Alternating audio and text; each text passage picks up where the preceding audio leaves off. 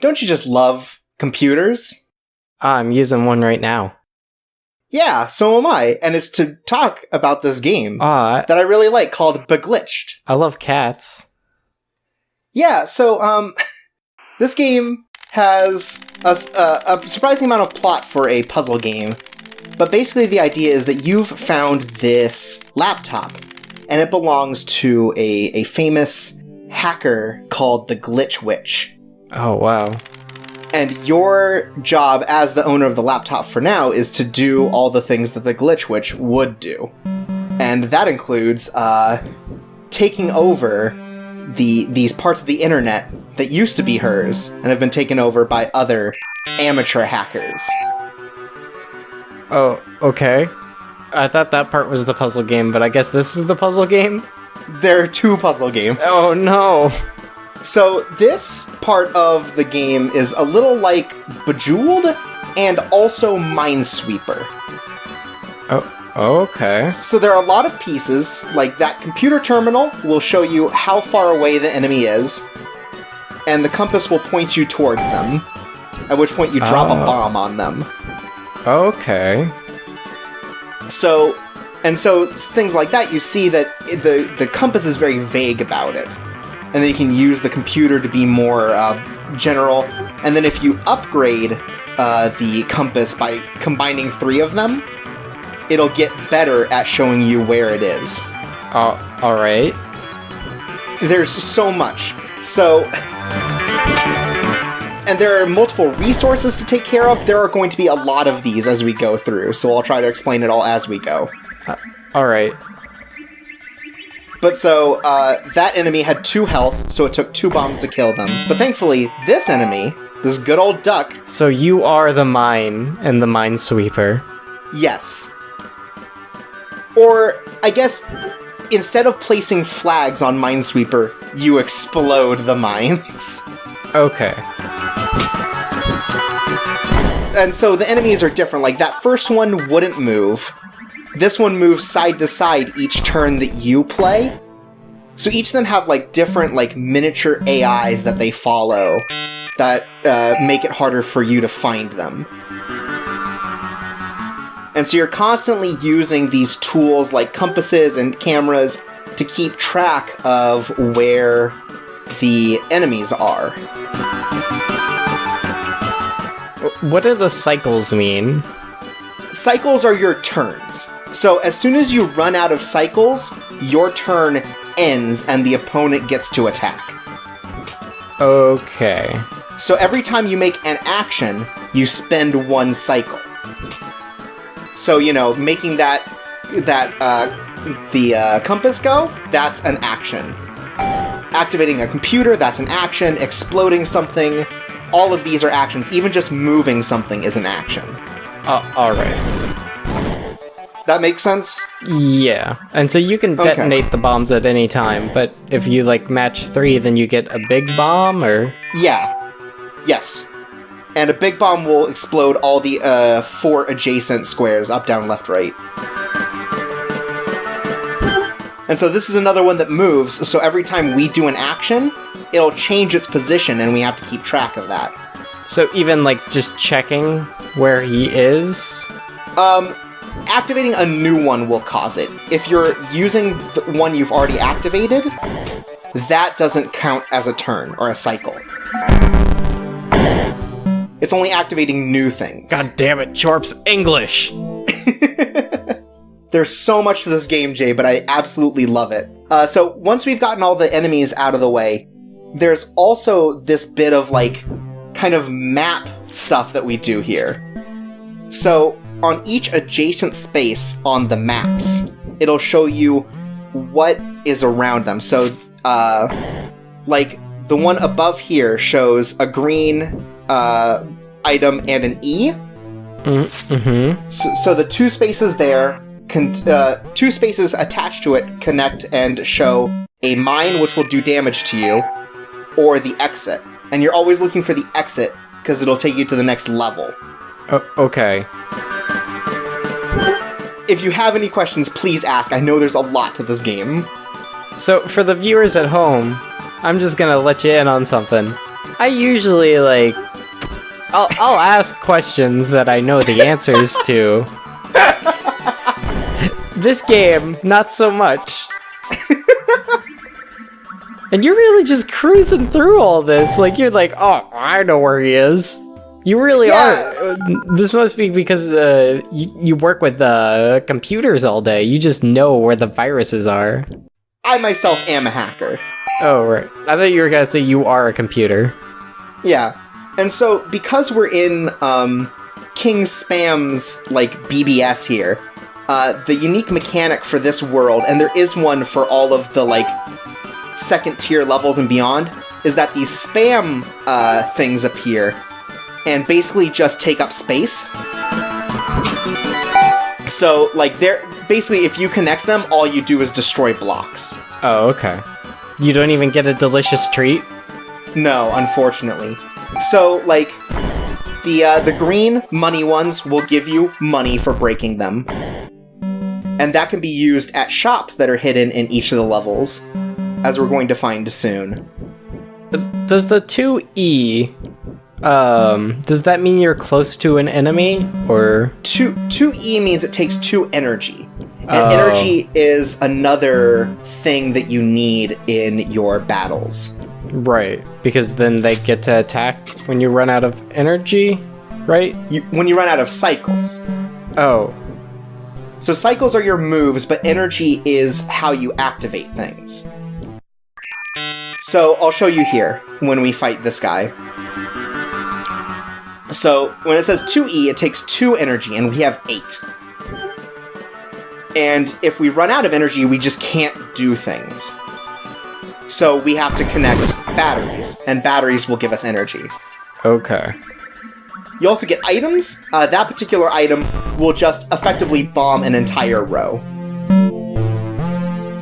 So, like, with those enemies, because they only move left and right, they're always going to be on the same row. So if you know which one it is, you can just kill them. Right. With an item like that. Oh, this poor computer. What happened to them?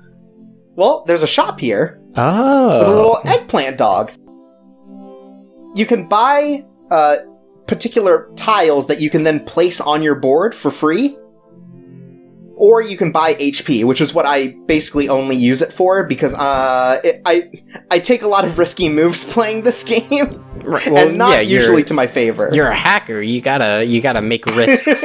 You play this game with 2 keyboards, right?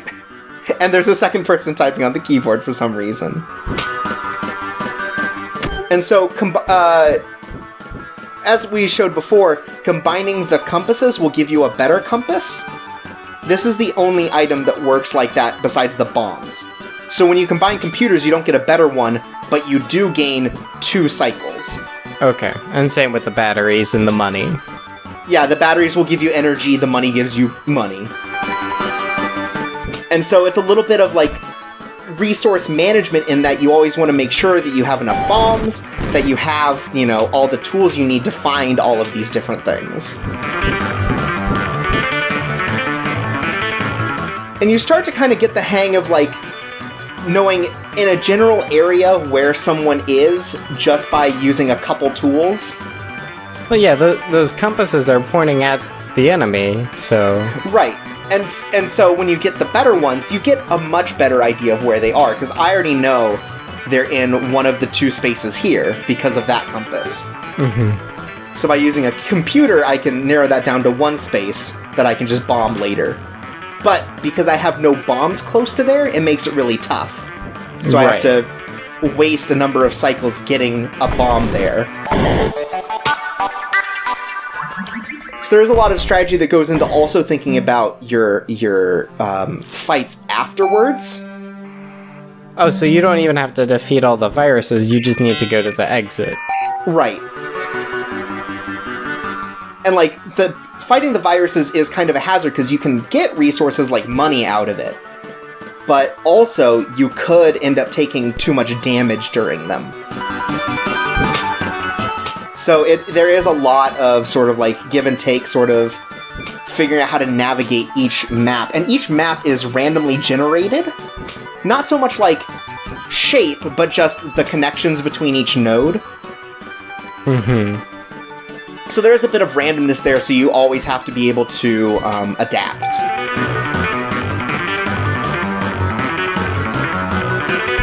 But yeah, most of the game is playing these sorts of, like, map puzzles. And I just find the, like, grind of them super charming. Like, all the sprite work is really well done. It's super cute. I really like the designs of these enemies, like Toasts, or whatever his name is. Yeah, like the spam guy. So, that guy has an interesting AI, and you see a couple of these more as the game goes on. This particular AI, if it gets to a spam space, it will teleport between all possible spam spaces and nothing else. Oh, wow. So you can sort of have a better idea of where they are, but also you need to prep for it to be able to move to any of these possible spaces.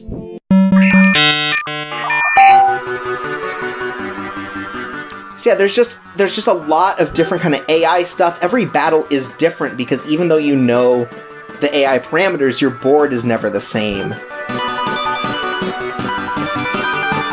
And so I don't know, I just find this is super rewarding. Like, it's a very hard game as a puzzle game, but it's also just incredibly satisfying as you sort of like figure out the rules. I can imagine.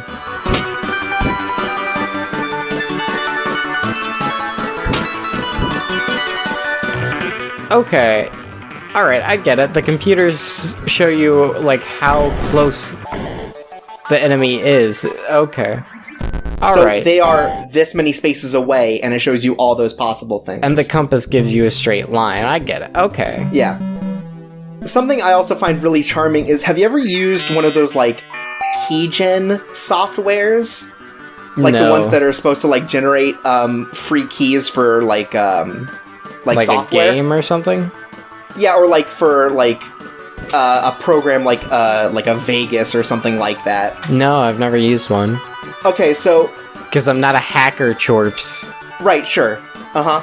But one thing I think is charming, and I don't know if it's intentional or not, but all of them come with like this really weird sort of like MIDI metal sort of music that plays when you use them. And what I find super interesting is that a lot of the battle music reminds me of stuff like that, which also plays sort of into the whole hacker thing. Okay. That is cute. So, here we have spaces that we can't, or we shouldn't touch, but it looks like the exit is in one of them. So we'll have to do it. And these are basically spaces that alert the AI that you're there. So that enemy just popped up. Right. And will actively chase us. That's the exit, right? That's not the exit. Oh. The exit is touching this node and the one on top. And it took me a second to make sure I figured it out, but eventually I'll figure out where the exit is. Is it right next to you? Yeah, probably. So I'll have to do another activate there. Oh, no. And so when you said what's wrong with that computer, the ones that have like the holes in them? Oh, are those not the shop? No, well, that one was a shop, but more generally, they are basically enemy spawners.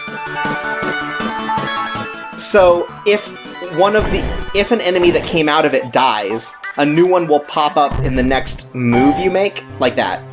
Okay. So some maps you can take your time, and other ones it really tries to make you get to the exit. So bad news. Oh no. Those two guys that were chasing us before, they're back. Oh god. But we're on the last level here. As you can see, there's King Spam. The Spam Man. He scares me. And what's nice about a lot of these boss rooms is that they don't have, like, enemies or, like, danger on them. Usually they'll have, like, healing stuff. They'll have ways for you to be able to be prepared for a boss fight. Which is really handy, because this game is really tough in that sometimes, if the tiles just fall the wrong way, you are unable to, like, get out without taking damage. Right. These enemies are really bad because they'll randomly change a block to spam. And I've had it multiple times where I put a bomb next to them, and then it pops out and it becomes spam. Oh no! They're inside the system. It's messed up. We gotta be honest. But, having seen a couple of these games, are you starting to get more of sort of, like, the how it works? Yeah, I think I get this now. Okay. One thing to note is, so you always have to bomb an enemy. If you happen to click on the space where the enemy is, you take damage and they move. So you can't just say, oh, that's where they are. You have to move the bomb there. Okay. And that's important to keep in mind. But yeah, so with the money we've collected, we'll buy all the health that we've lost, so we have a full amount for this boss. And I decided to buy a bunch of the stuff just in case. But, I mean, it's not really necessary. Basically, it just lets you put a space on the board of that type. Is this a roguelike? A little bit. It's a lot more directed than a roguelike. Okay. Like, they're each in, like, more distinct levels. Also, this guy's name is Spamlet. That's pretty good. That is good. It's pretty. There's a little bit of, like, punnery in here with, like, all of their usernames and stuff. And I think it's very charming. Yeah. This king, he must have a kingdom. And you know what? I like spam a lot. Thank you. So, this boss has 3 health and has a different...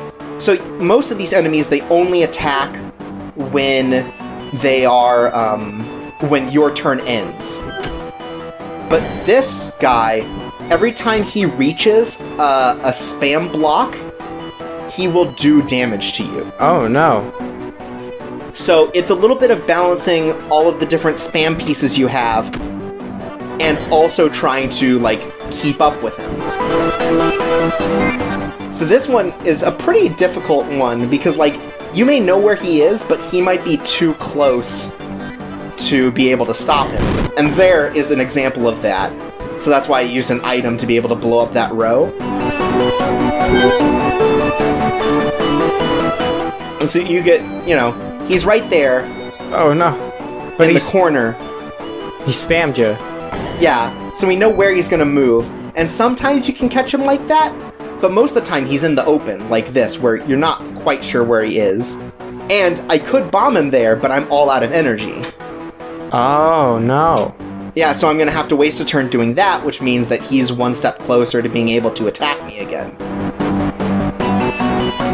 And, you know, like, this is a weird setup, I think, for a game like this. Like, to have a puzzle game with distinct fights and stuff, and, like, different sort of things going on with each battle, but it's super cool. It is really neat. There's a game I played a little bit on iOS called Swap Swords, where it is a roguelike, but it is much in the style of this sort of, like, swapping things, but you have a character that you need to, like, you need to maneuver around enemies, but you can also just connect 3 enemies together, and then they disappear. Okay. Oh, that sounds cool. I wish I could line up all my bullies in a row. There is definitely, like, an interesting set of mechanics to this sort of thing, where, like, you don't see puzzle games take on these sort of, like, weirder elements, and that's what makes them so interesting. He said, God spam it. He did. It's good. It's very good. We got a spam scram. But yeah, there's like a plot flowing through this, so each level you'll get a little more look into sort of like the persona of the person that you are playing. Because you're not the Glitch Witch. You're just like learning what she's like, and like she'll leave documents for you after each level. Or maybe you are the Glitch Witch. And And so, like, certain levels will give you, like, passwords to her computer, so you'll be able to access new worlds and files and stuff. Okay. And that's kind of how it gates off progress, is it makes sure that you're completing these and getting to, you're starting to understand the mechanics better before it gives you harder stuff. And there we got an alligator that can unzip our files. Oh. I wish I had that. That would be a lot more charming than, like, WinZip. Yeah, from here you can see a whole bunch of different levels that we can do. Oh, wow, there's a lot. Yeah, and we can't access some of it because we don't have the password for it. And there's a lot of, like, programs and items that the game gives you to, like, be able to tackle different parts of the, like, map navigation and other parts of the game in these very different ways.